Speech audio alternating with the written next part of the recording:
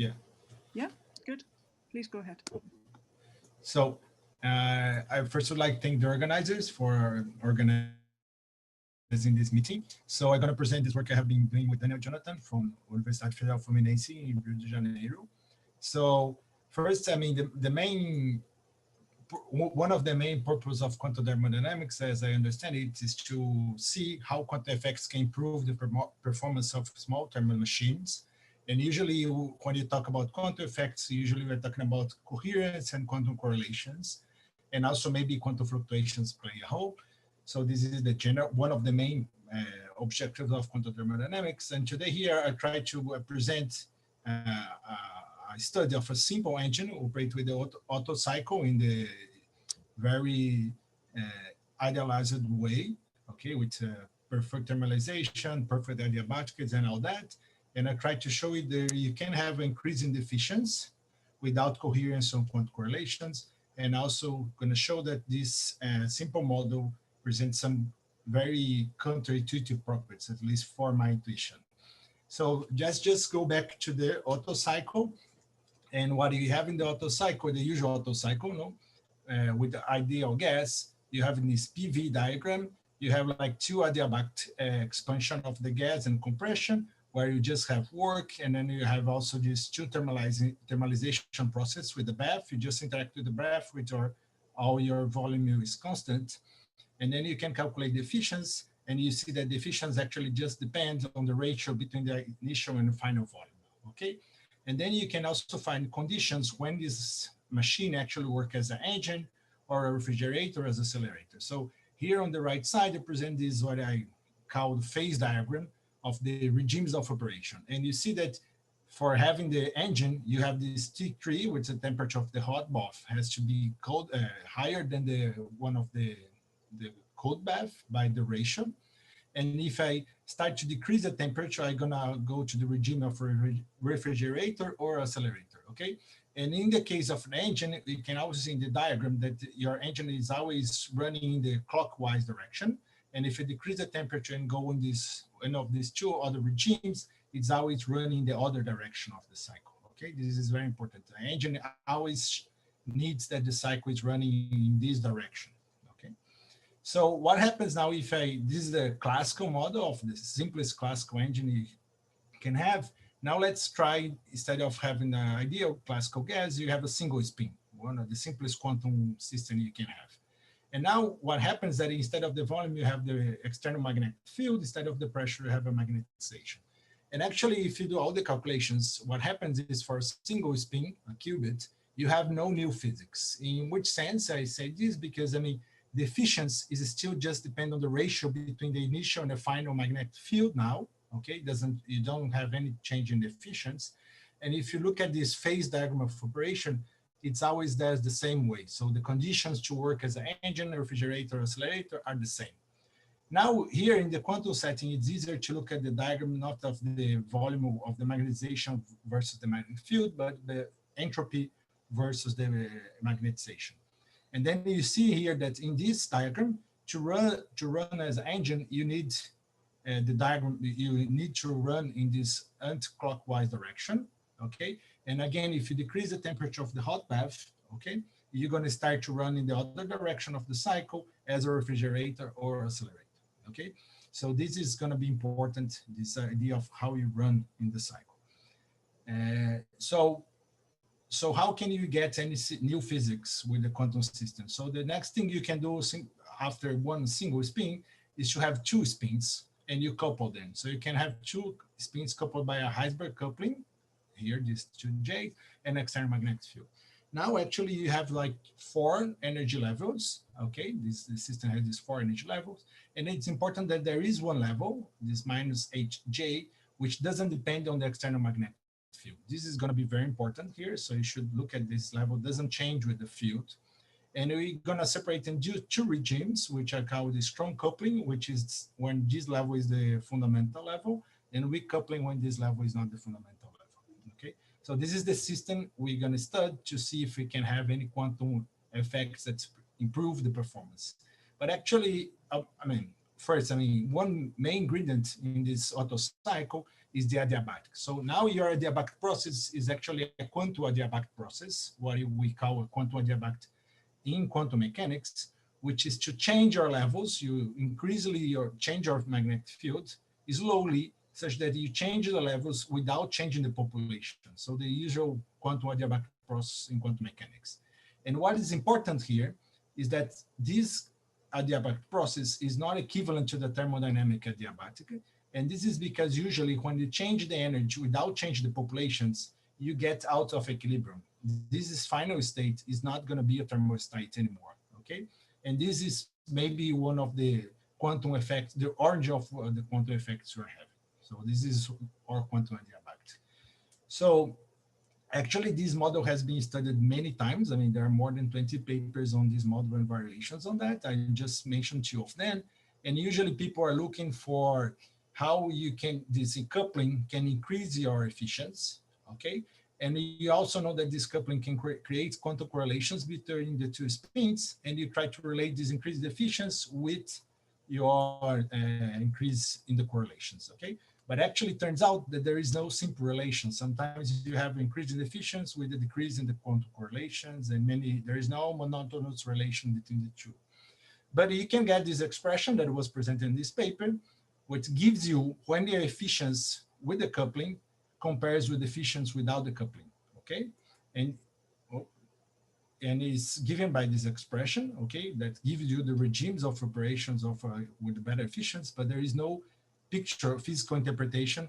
What's the orange of this increase in efficiency? As I said, is not quantum correlations that we'd like to.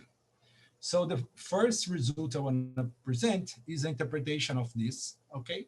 And the idea is that I will try to look at this, like here you have the heat of exchange with each bath and the work. And actually, as we know, this is just the sum of energy of each level plus the change in the population, okay? And what I'm proposing is to interpret each of these terms, which is sum of the energy and the change in the populations, as the energy that is exchanged through that level, okay? So you can think of the 2 baths and the energy flowing between the baths, but flowing through each level. Instead of thinking about each spin exchange energy with the levels, or with the baths, you can think about each level exchanging energy, okay? So, and what you see is that expression we have before, okay? To have increase in efficiency, you need that these terms here, minus H delta P1, is actually the energy that is exchanged, which this level, minus HA, okay? And this to become the efficiency to have increased, this term has to be negative, which means that the energy that is flowing through this level, the minus HJ level, is actually going from the cold to the hot bath, okay? The total heat is still going to the hot to the cold. There is no problem with the second law, but the energy that is going through this level is in the opposite direction. Sorry again. So what happens that this increase in the efficiency, the orange it has, is that this flow in this level is going the opposite direction we would expect.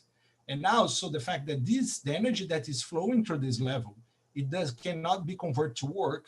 You can see here in the expression for the work that the work doesn't depend on J. This is the fact that this level doesn't change as I change the magnetic field. So I have energy flowing through this level that cannot be converted to work. And if it flows in the opposite direction, it's going to increase your efficiency. So this is the picture, the physical picture, why you have increased efficiency in this simple system.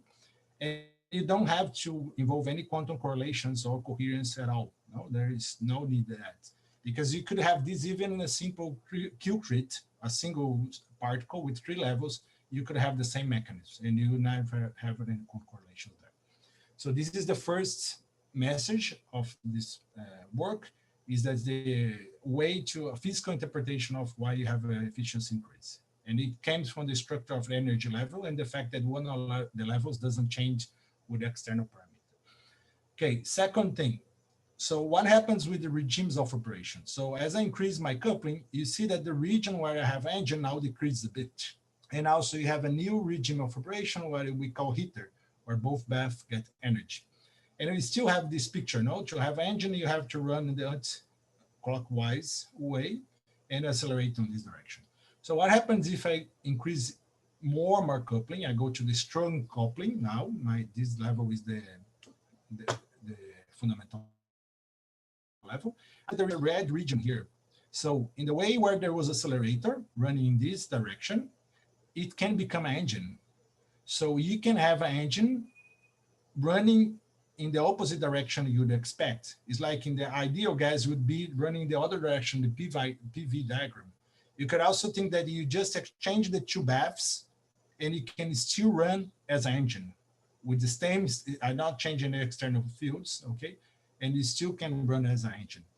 So this is also something I would say it's counterintuitive, no? That you can have an engine running in the opposite direction. And this can happen because this guy becomes the fundamental level and it doesn't couple with the external magnetic field. So this is the second result, that the engine can operate in the reverse direction. Okay, you can understand this mathematically, and now they are not going into the details. The other thing is that you see that now you have this green region here, which happens that imagine you have an engine here, and now you decrease the temperature of the cold bath. Okay, you decrease the temperature of the cold bath, you move to the left. You would expect, I would expect that if I decrease the temperature of the cold bath, the performance of my engine would improve. But actually, it doesn't improve, and actually can cease to operate as engine. It can become an accelerator, cannot have work anymore, as I decrease the temperature of my cold bath. Okay, that's something I also believe is not intuitive at all. And also, if you have the engine operate in the reverse direction, you can also increase the temperature of the what is now the hot bath. And at some point, you're moving in the right direction, and at some point, you cease to have an engine again. Okay. And finally, I'm not sure this is counterintuitive, but it's like if I really go to very strong coupling, the regions where I operate as a heater or refrigerator become very, very small. So finally, I just want to say that the efficiency, how it behaves with the bath temperature, okay? And now we see that usually you expect that if I increase the temperature of the hot bath, I would expect the efficiency to increase, okay? And if I decrease the temperature of the hot bath, I would expect the efficiency to decrease. And this is what happens here with this blue curve. No, I decrease the temperature of the hot bath and the efficiency decrease. But for some regions, if I have for some temperature of the cold bath, it can happen that I decrease the temperature of the hot bath and the efficiency increases. Okay, this can happen. The work output I have is very small, but I can still have. And actually, this can also happen in the regime operating in the reverse direction. And now you still have this effect in a small region, but you can have a finite work output. Okay, here. So this is also something I would say it's a counterintuitive.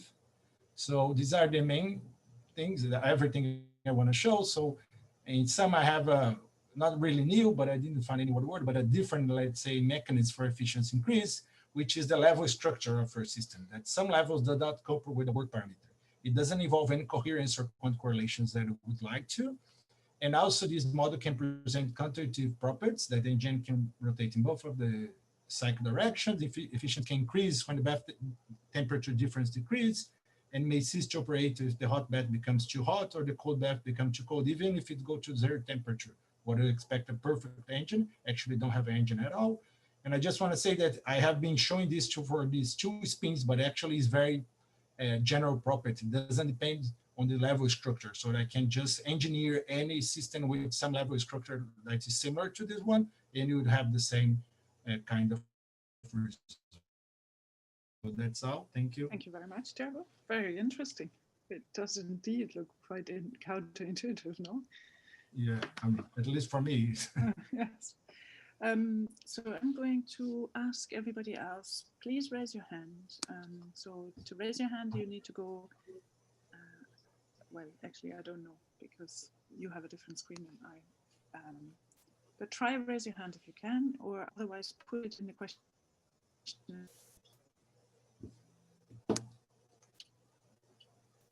Right. No one's asking anything. Okay. So yeah, you've explained it very well. So basically you... Very fun. I get, yeah.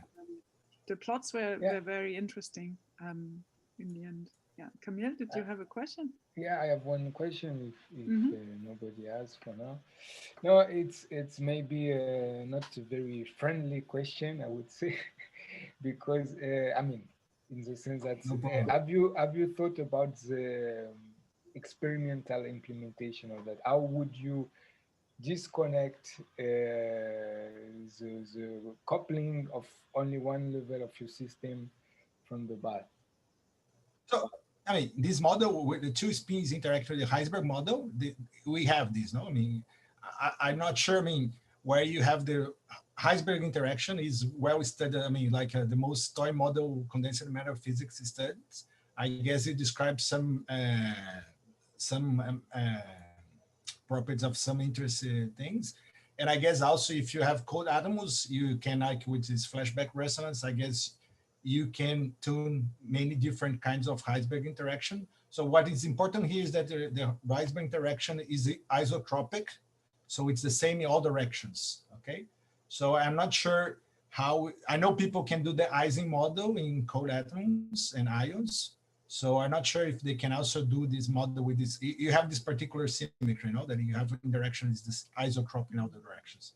Yeah, but I mean, it's a toy model of condensed matter. So, and I guess it has some, I mean, it can be valid in some approximations in the real world, but I'm not sure. I mean, how you can do it, I mean, besides this coupling, that's, I don't know, no? I mean, which other kinds of coupling or system you can decouple some of the levels. I guess it involves some symmetry of your Hamiltonian that make these things happen, but I'm not sure. I think this is interesting to explore, no? How to engineer a Hamiltonian that you have this property.